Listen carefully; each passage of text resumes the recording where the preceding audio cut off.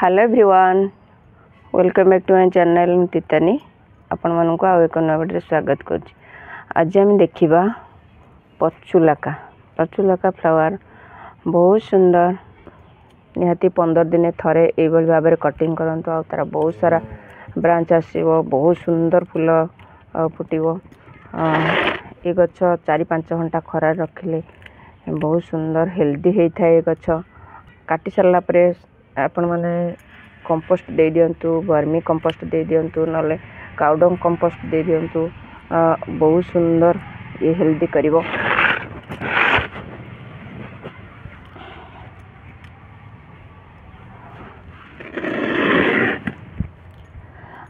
अना घास सब उपाड़ दिंतु।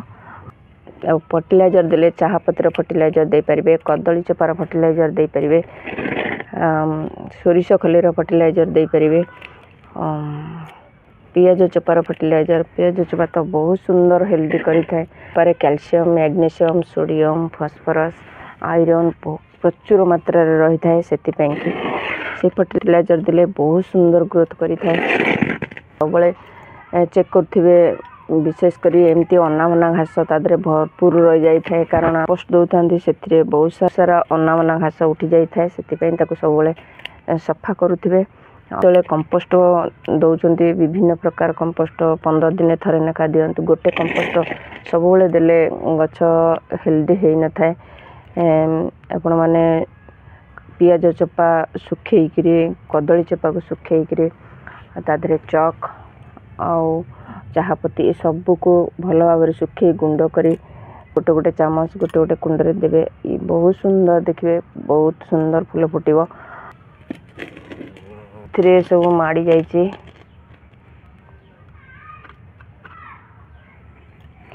अना अना घास केते उठी जाइए।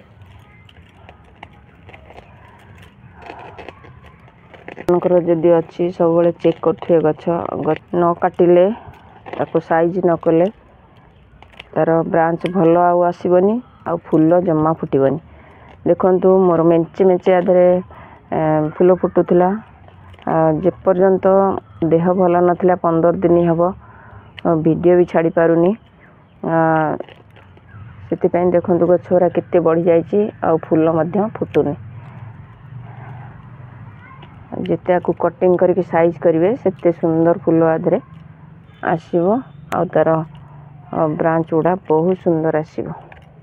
ते सारा गछ सब बढ़ी जाइतला आको आपण माने फोपाड़ीबेनी। बहुत सुंदर गोटा कंपोस्ट कर देबे। से कंपोस्ट को प्रत्येक गछरे दे परिबे, नले नुआ गछ जो प्रस्तुत करचंती से प्रथमे सुखिला जिनस तळे दे दियंतु। तापरे एथरो ओदा जिनस देकरी, तापरे सुखिला माटी देकरी, माटी बाली खत देकरी नुआ को प्रस्तुत करि परिबे। ए गछ पकेकरी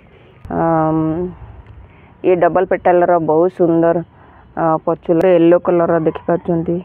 ये गोटे हनुमान कलर रो बहुत सुंदर ये फूलटा फुटी। आ ये व्हाइट कलर सेपटे तो पर्पल कलर।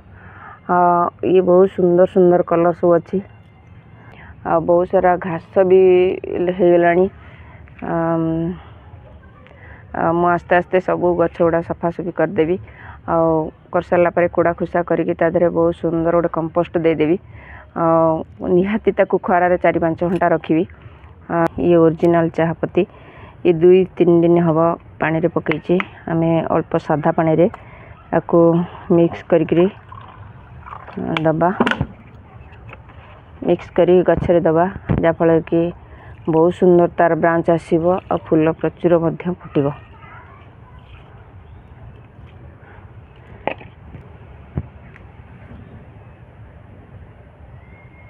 आपण मानकर जदि ये भाव में गछ लगे ताले प्रति 15 दिन थरे ताकू कटिंग करंतु आ फर्टिलाइजर दियंतु, कंपोस्ट दियंतु। आ जदि पोक लगुच DML रे 1 लीटर पानी रे नीम ऑयल स्प्रे करंतु। फंजीसाइड पाउडर आपण माने दियंतु, नले सबुठ भल चुलीर पाउंस जोटा।